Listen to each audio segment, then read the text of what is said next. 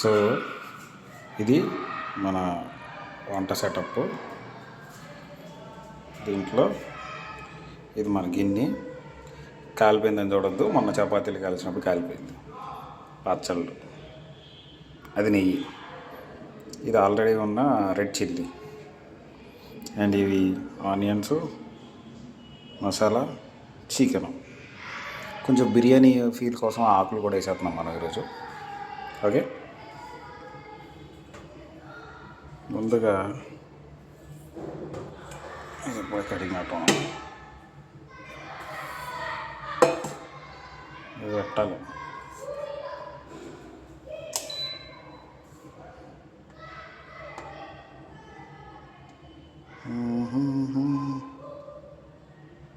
పెట్టి ఒక నిమిషం. సో మినిమం హీట్లో పెట్టాము. మినిమం హీట్లో పెట్టేసి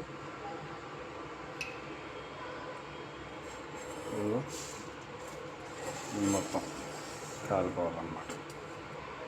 వాటర్ ఏదైతే ఉందో ఆ వాటర్ మొత్తం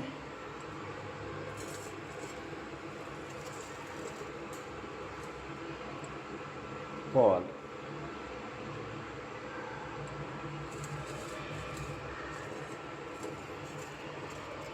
అన్నీ పోయినాక ఆయిల్.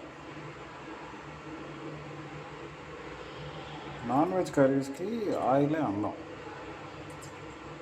టేస్ట్ అందం కదా. సరే, సో కొంచెం మంచిగానే ఆయిల్.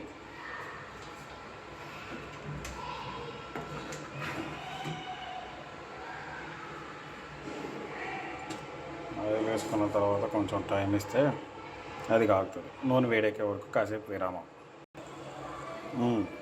ఇప్పుడు ఆయిల్ కాగిపోయింది ఫుల్గా. ముందుగా మనం మసాలాలు,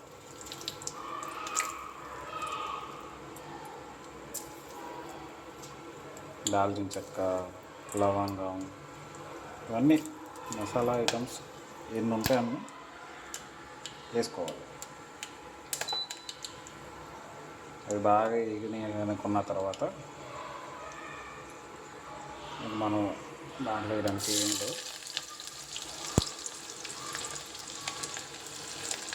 ఆనియన్ వేసేద్దాం.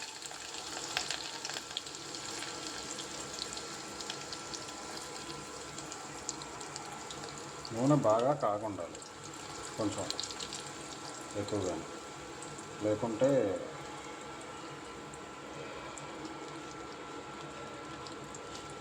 ఆనియన్స్ వేసాక టైం ఎక్కువ తీసుకుంటాం.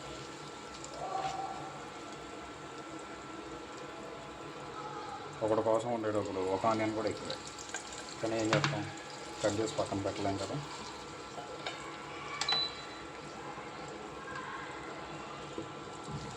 అలా అయిందన్నమాట. సో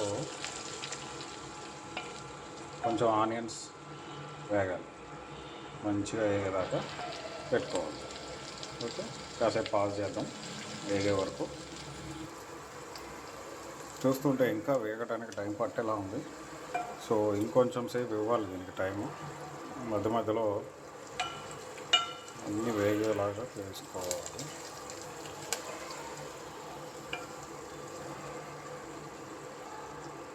నీట్గా మొత్తం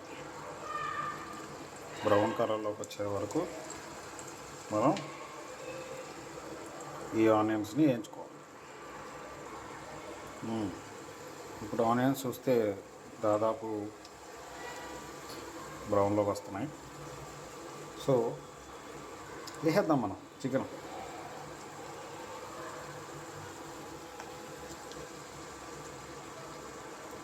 ఏదైతే కడిగి పెట్టుకుని ఉన్న చికెన్ ఏదైతే ఉందో ఆ చికెన్ని మనం అలానే వేసాం.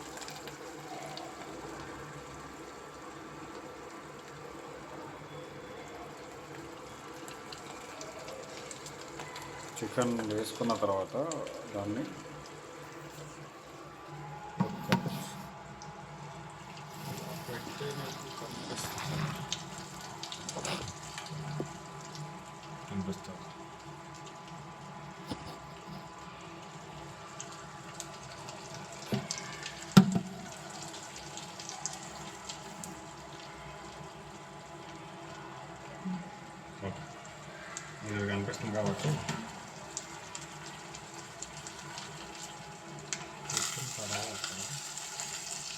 చికెన్ వేసిన తర్వాత నీట్గా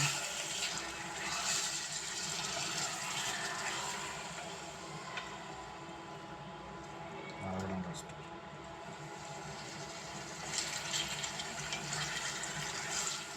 సో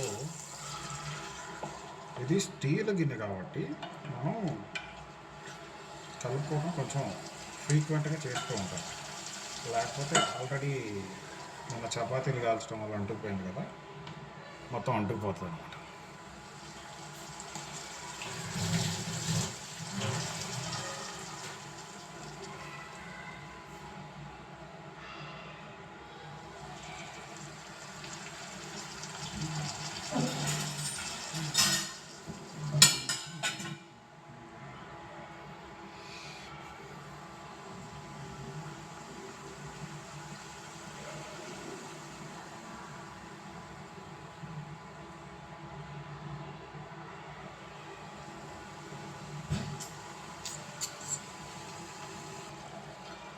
సో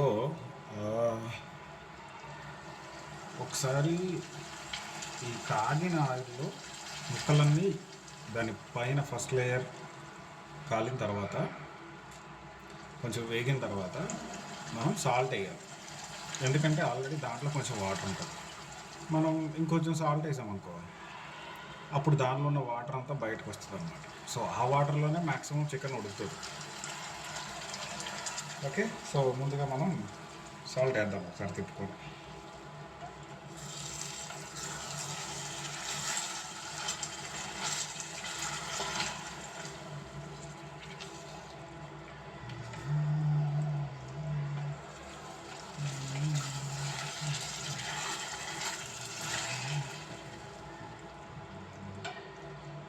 ఇదేదో పెద్ద ముక్క కట్ చేయలేదు.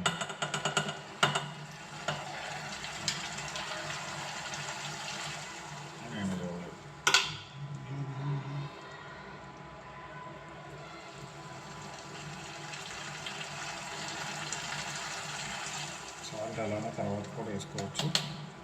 సో మరీ ఎక్కువ వేయకుండా minimum amount of salt, a pinch of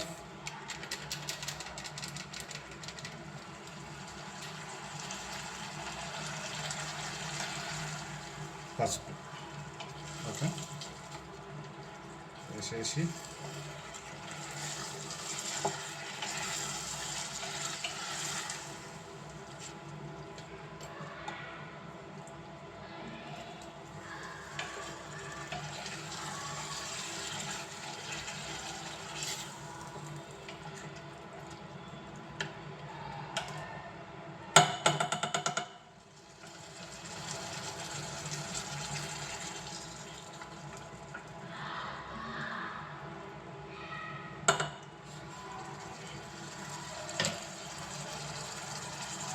కాసేపు మూత పెట్టాలి.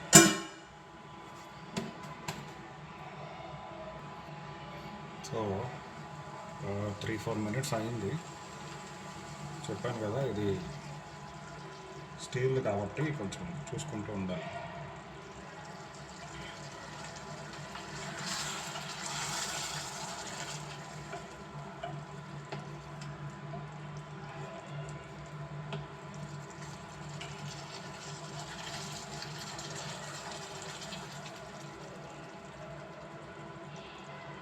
చూస్తే ఉడికినట్టుంది కానీ ఇంకా ఉడకాలి కొంచెం.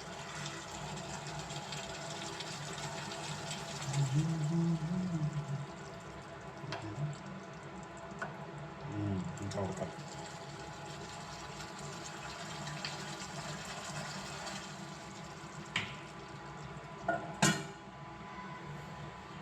ఇంకా కాసేపు ఉడకనిద్దాం.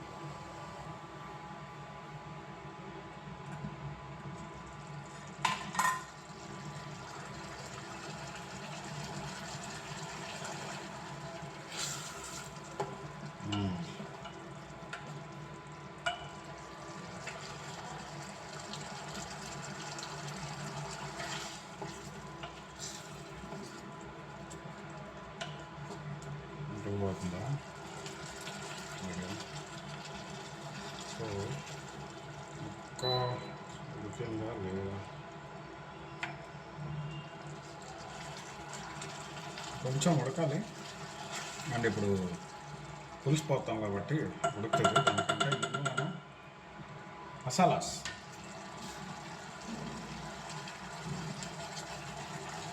కొరియాండర్ వేసేయి.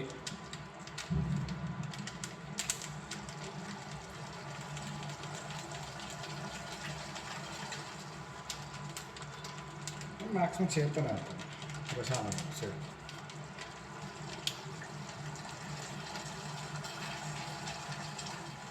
సో ఇది కొరియాండరు, చికెన్ మసాలా,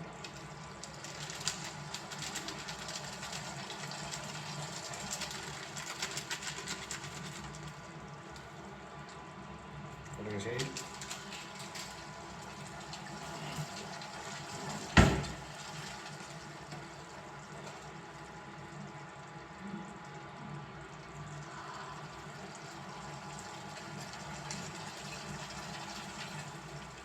కారం ఏం ఎక్కువ ఇంకా ఎక్కువ కాబట్టి ఇవన్నీ వేసుకుని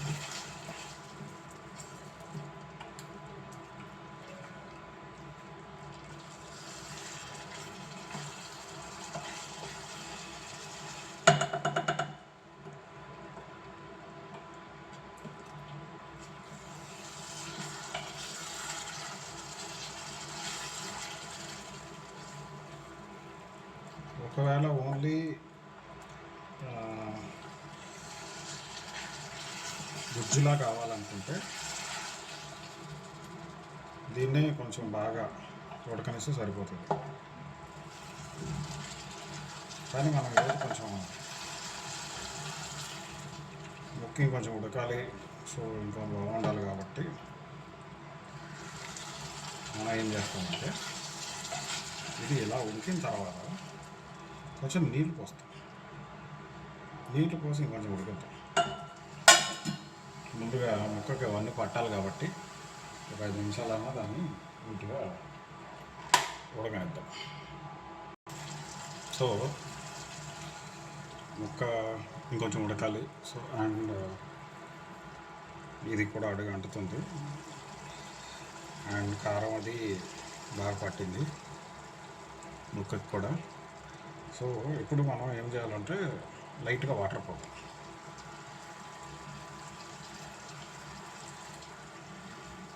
లైట్గా ఎక్కువ పోయేది, మనకు అంత అవసరం లేదు.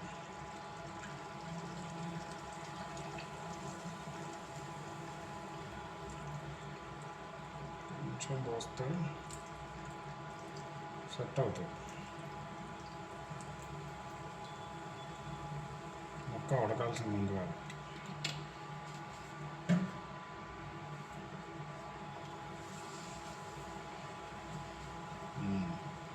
బాగానే పట్టేసింది వాడు.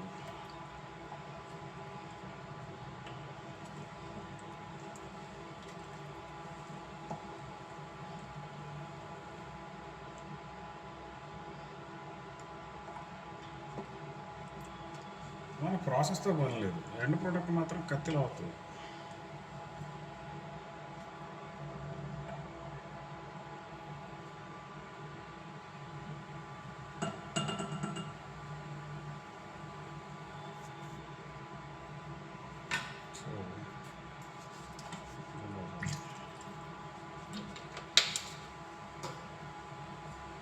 పులుసుతో మరగనిస్తే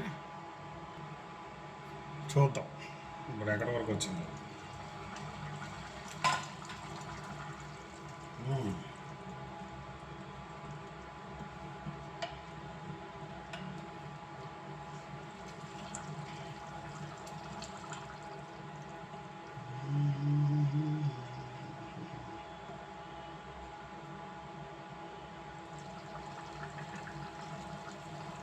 ఓకే, ఇంకొంచెం ఉడకాలి. ఇంకొంచెం ఉడికితే ముక్క చాలా బాగుంటుంది. సో పులుసు కూడా ఇంకా అలాగే ఉంది కాబట్టి ఉడకనిద్దాం కొంచెం.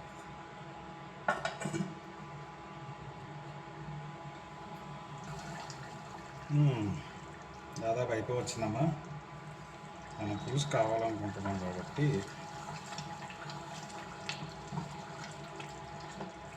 కొంచెం సేపు ఉంటే రెడీ అయిపోతుంది. సూపర్. ఇంకాసేపు పెడదాం. పెట్టేసి ఒక 5 to 7 minutesలో తింపేద్దాం. ఓకే, సో చూసేద్దాం.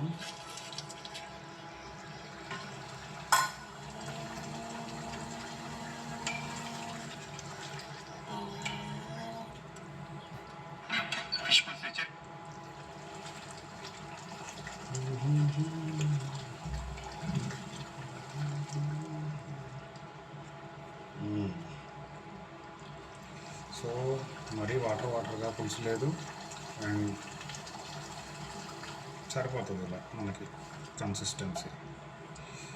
ఈ కన్సిస్టెన్సీ చాలు. అండ్ చికెన్ కూడా బాగా ఉడికింది. చాలు, ఎంతకంటే మనం చేసేది ఏంటి, ఆపేసేయడం.